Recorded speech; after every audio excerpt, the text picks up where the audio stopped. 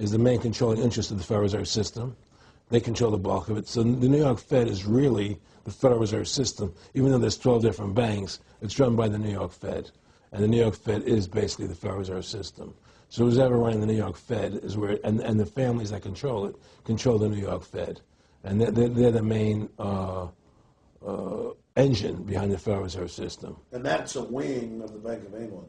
Well, the Bank of England and the Federal Reserve are partners, you know, and the Bank of England is a private bank, and so is the Bundesbank in Germany, and the Bank of, all the banks of the G8 countries are all private banks. They're private central banks. And look, what happened in Europe? Didn't Europe vote down the European Constitution? Yes.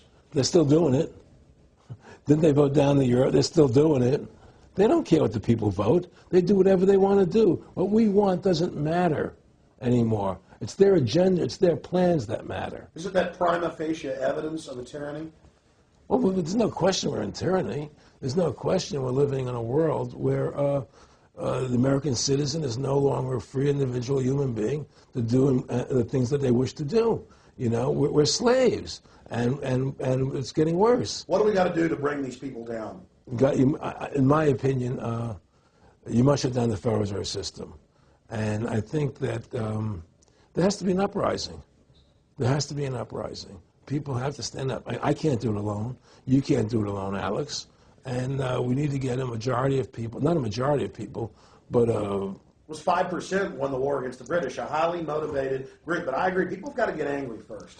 I mean, not just, yeah, we know it's corrupt and that lackadaisical. We got to get pissed. People don't seem to have the courage to do what they have to do, you know? I want to say you've got a lot of courage. Well, thank you. You know, I don't know if I have a lot of courage. I just have I want to thank you for what you're doing for my family. Well, I have a sense of conscience, and I have a sense of justice. You know, I get nervous about what I do, but I do it because there's no other choice. You know, I couldn't live with myself if I didn't do it, you know? But the fact of the matter is, I mean, I've ostracized myself pretty much from Hollywood. You know, people are afraid to deal with me in Hollywood a lot because of what I do and the things I say. You know, I don't go along with routines. You know, a lot of people in Hollywood know the truth. They're not willing to stand up and speak about it. You know, I know many of them have seen my movie, you know, and they know I'm right, and they won't talk about it because everybody's afraid.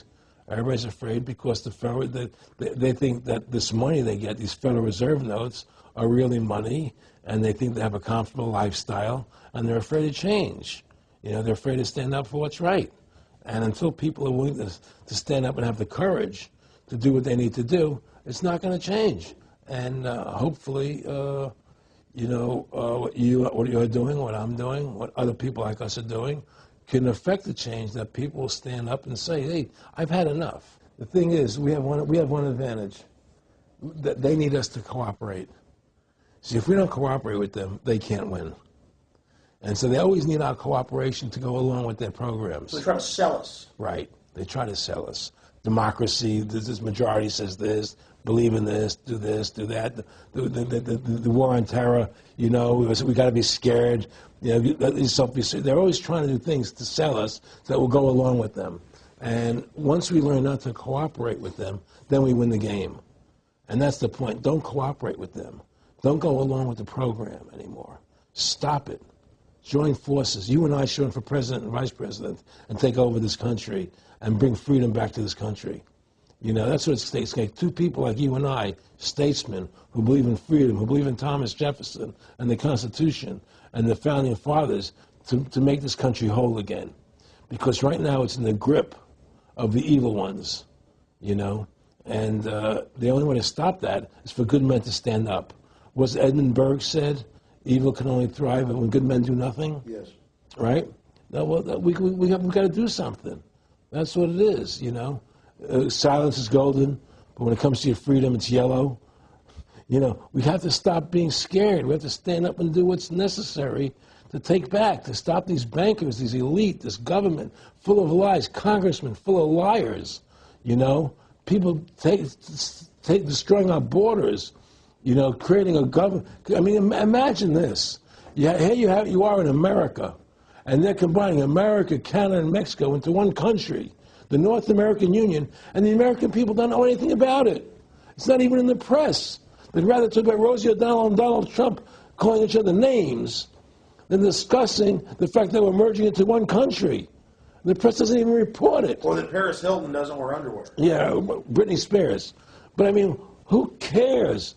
I mean, the fact of the matter happens to be that tells you how controlled the media is. Here you are combining America, Canada, and Mexico into one country, and you don't see it in the press. Unless maybe it's Lou Dobbs. You don't see it in the press. You just don't see it. It should be the top story everywhere. Everywhere, and not a word about it, really. Why? That tells you there's the evidence that it's controlled. They don't want the American people to know what's going on. That's why they don't protect our borders. That's why we're losing our Constitution, the very document that secures our freedoms. Well, I think if you analyze the situation, and if you realize that since the Federal Reserve has come into being in 1913, illegally, without a constitutional amendment, by bribing a few senators during Christmas vacation, they turned over the most important power that the American government has, the creation and issuance of money, to a private bank. Through that private bank issuing money, they have destroyed this country. They have destroyed the purchasing power of the money in this country. They've created social programs that are destroying this country. Now, they've taken over our government, both Republicans and Democrats. There's no difference anymore between the two parties. They control both parties. It doesn't matter to them which one wins, because who's ever running for president will be someone they anoint, okay? Whether it's Hillary Clinton or John McCain running for president next year, they're going to be people that are going to do what they want them to do.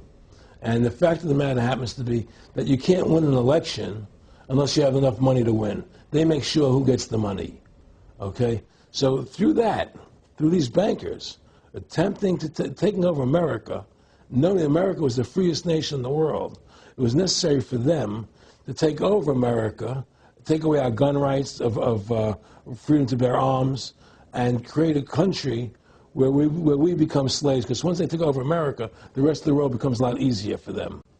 And so by creating 9/11, an event to terrify the American people that were being attacked by terrorists, you create a world where there's an enemy that can never be pinpointed. You can never win the battle. It's a 100-year war. It's a never-ending war on terrorism, right? So you're always fighting this war. And through the war on terrorism, which is the 9/11, which is the first lie, then you create the war on terrorism, which is the next lie. Then you create the war in Iraq for weapons of mass destruction, which is the next lie. And it's one lie to the next lie to the next lie. Now it's going to be Iran, the next lie, sending more troops and a surge into Iraq. It's just one thing leading to the other. And it's always it's always in the point of taking over more countries, more dominance. You know, making sure the American dollar, making sure the G8 stays in control of everything. And what they want to do is to control the American people, control the people of the world, put RFID chips in everybody, so everybody's a slave to these central banks. Did you ever talk to Nick Rockefeller after he told you all this and then 9/11 took place? No. But he did. He told me that you're going to see men running around caves looking for Osama bin Laden. You know, you're going to see men looking for, these guys, and they're going to be, He told you it was all going to be bull. It's a phony. The whole thing is a fake. It's a fraud. Was he laughing, or was he just coldly saying this? No, it was more laughing. Cynical. Laughing. It was more like, how stupid everybody is. How stupid everybody. We can do whatever we want to do. Well, it is ridiculous. It's like with al-Zakari. They claim they killed him like 14 times. And then they never said, well, we didn't kill him last time, but we killed him this time. They never even now they're like practicing being ridiculous. Well, what about bin Laden being in the American hospital, getting kidney help? Yeah. Right? In the American hospital, right? They could, if they wanted Osama bin Laden, they could have gotten him. Oh, yeah. He was right in the American, after the coal. Well, every time our troops really would keep catching Taliban leaders, they would be ordered by the generals to let them go. That's come out in the newspapers, but only here or there. And they kept going, and then Pat Tillman was complaining about it, and then he got shot. I've talked to his brother,